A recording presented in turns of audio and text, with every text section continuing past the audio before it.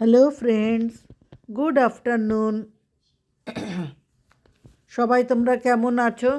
আশা করি তোমরা সবাই এই শীতে ভালোই আছো, পিকনিক করছো, আনন্দ করছো। খুব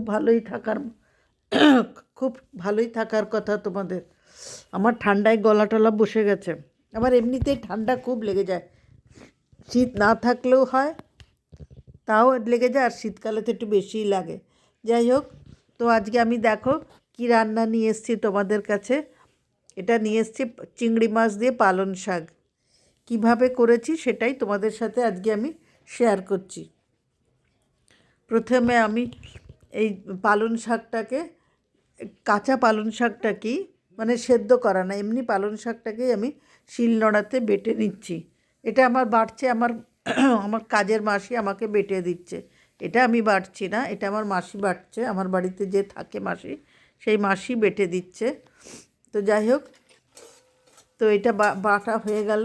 বাটা হয়ে যাওয়ার পরে এবার আমি কড়াইতে একটুখানি জিরে ফোড়ন দিয়ে এটা ভেজে নিচ্ছি। চিংড়ি মাছটাকে ভেজে নিচ্ছি ভালো করে।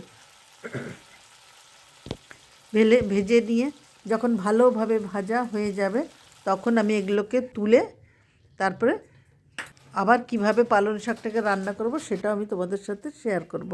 আবার আমি হালকা একটুখানি জিরে দিয়ে দিলাম। তখন অল্প হয়েছিল, সেই জন্য আর একটুখানি আমি জিরে দিয়ে দিলাম, কারণ এটাতে পালং শাকে একটু এই যেহেতু আমি চিংড়ি মাছ দিয়ে করছি, সেজন্য একটু জিরে ফোড়ন দিয়ে একটু করছি আমি। জিরে ফোড়ন আর লঙ্কাটা দিয়ে দিলাম। এবার এটা ফোড়নটা ভালো করে ভাজা হয়ে গেলে আমি এর মধ্যে পালং শাকটাকে আমি দিয়ে দেব। যে বাটা পালং শাকটা, সেই পালং শাকটাকে আমি দিয়ে দেবো, বাটাটাকে ভালোভাবে। এবার বাটাটাকে এই যে দিয়ে দিলাম, দিয়ে ভালোভাবে হাই ফ্লেমে দিয়ে ভালোভাবে এটা নাড়াতে হবে। আর পালং শাক তো এমনিতেই নরম, অল্পতেই নরম হয়ে যায়, ভীষণ জল হয়ে যায়, জল বেরোয়। তাই জন্য আর একে তো আর আলাদা করে জল দিতে হবে না। আমি এখন একটুখানি লো ফ্লেমে দিয়ে একটুখানি ভালো করে আগে নাড়িয়ে, নুন মিষ্টি সব কিছু দিয়ে একটা নাড়িয়ে নিচ্ছি। তারপর এটা হাই ফ্লেমে দিয়ে আমি জলটাকে শুকিয়ে নেব। তো যাই হোক, এই যে এটা হচ্ছে, দেখো অনেক জল বেরোচ্ছে এর ভেতর থেকে। পালং শাক এমনিতেই জল বেরোয়, তারপরে এটা বাটা হয়েছে তো আরোই বেরোবে। এবার এটাকে আমি একটু ঢেকে দিচ্ছি। তারপরে 5 মিনিট পরে এটাকে আবার আমি তুলে দিলাম। তোলার পরে দেখো কিরম জল বেরিয়েছে, প্রচুর জল বেরোচ্ছে। তবু আমি এটাকে নাড়িয়ে একটু সরিয়ে সরিয়ে জলটাকে ভালোভাবে হাই ফ্লেমে দিয়েছি, দিয়ে শুকিয়ে নিচ্ছি। এবার আমি এর মধ্যে একটুখানি চিনি তো দিই না, আমি চিনি খাই না যেহেতু। তোমরা চিনি দিয়ে খেতে পারো, যে যেভাবে খাও। আমি একটু মধু দিয়ে, এর মধ্যে মধু দিয়ে দিয়েছি, তাই চামচে করে একটু মধু দিয়ে নিলাম। এবার হয়ে গেছে। এবার আমি এই চিংড়ি মাছ দিয়ে ভালো করে আমি নাড়িয়ে নিচ্ছি। তারপরে দেখি কতটা কি হয়, সেই বুঝে আমি ভাবলাম যে আরেকটু পরে চিংড়ি মাছ দেবো যদি লাগে। তা দেখলাম লাগবে, পুরো চিংড়ি মাছটাই লাগবে। আর চিংড়ি মাছ দিলে যে কোনো কিছুতেই বেশ ভালোই লাগে, বলো। তো এটাকে আমি ভালোভাবে বাটির মধ্যে যে মাছের তেলগুলো ছিল ভাজার, সেইগুলো সব ভালো করে কাখিয়ে আমি এর মধ্যে কড়াইতে ঢেলে নিলাম। এবার আমি হাই ফ্লেমে দিয়ে এটাকে আমি একটু শুকিয়ে নিচ্ছি। পুরো একদম কড়াই যখন ছেড়ে আসবে, তখন রান্নাটা হয়ে যাবে। আর নুন মিষ্টি লঙ্কা এগুলো সব তোমাদের আন্দাজ মতন, যে যেমন ঝাল খাও ঝাল দেবে, যে যেমন মিষ্টি খাও নুন খাও, সব নিজেদের মতন করে বানাবে। আমি খুব হালকা মিষ্টি, তোমরা তো দেখেছো আমি মধু দিলাম, আর এর মধ্যে আরেকটুখানি আমি অল্প করে একটুখানি নুন দিচ্ছি, তাও সন্ধব লবণ আমি দিয়েছি। যাই হোক, এরম করে দিয়ে এটাকে শুকিয়ে নিচ্ছে। দেখো অনেক শুকিয়ে গেছে।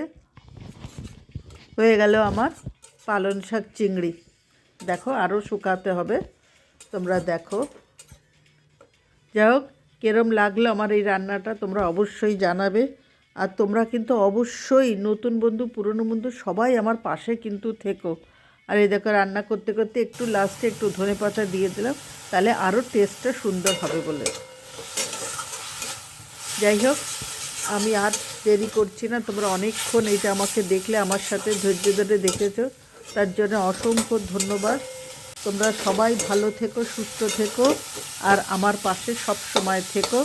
আবার আমি যখন নতুন কোনো ভিডিও দেব নিশ্চয়ই তোমাদের কাছে যাতে যায় তার জন্য তোমরা সবসময় বেল আইকনটা অন করে রাখবে। নোটিফিকেশান গেলে তোমাদের কাছে আগে চলে যাবে।